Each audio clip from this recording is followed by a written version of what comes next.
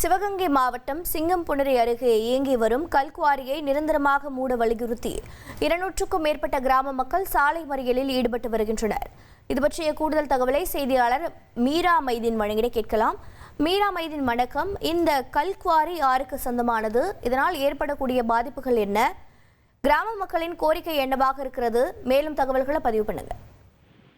நிச்சயமாக சிவகங்கை மாவட்டம் சிங்கம்புணரி அருகே மாம்பட்டி பஞ்சாயத்துக்கு உட்பட்ட தும்பைப்பட்டி கிராமத்தில் 20க்கும் மேற்பட்ட கிராமத்தைச் சேர்ந்த 500க்கும் மேற்பட்ட கிராம பொதுமக்கள் இப்பகுதியில் புதிதாக தொடங்கப்பட்டுள்ள கல்குவாரியை நிரந்தரமாக மூட வலியுறுத்தி 2வது முறையாக தர்ணா போராட்டத்தில் ஈடுபட்டு வருகின்றனர்.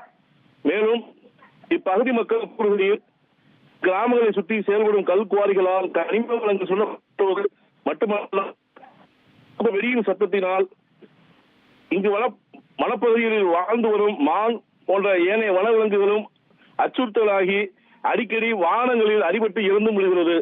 மேலும் இரவு பகல் பாராமல் வைக்கப்படும் வெடியின் மாசுகளினால் பூச்சிக்கோளாறு மற்றும் ஏனைய நோய்களும் பரவி வருகிறது. எனவே இக்கல்குவாரியை மாவட்ட நிர்வாகம் உடனடியாக தலையீடு செய்து நிரந்தரமாக மூட வலியுறுத்தி கடந்த ஜூலை 19ஆம் தேதி இதே போன்று தர்ணா போராட்டத்தில் ஈடுபட்டனர். அப்போது வருகை வந்த வட்டாட்சியர் தற்காலிகமாக மூடுவதற்கு உத்தரவு பிறப்பித்ததை அடுத்து போராட்டம் கைவிடப்பட்டது. தகவல்களை வழங்கியதற்கு நன்றி மீரா மைதீன். உங்கள் தந்திவன் தொலைக்காட்சியில் தெனாலிராமன் தினமும் மாலை 6 மணிக்கு காண தவறாதீர்கள்.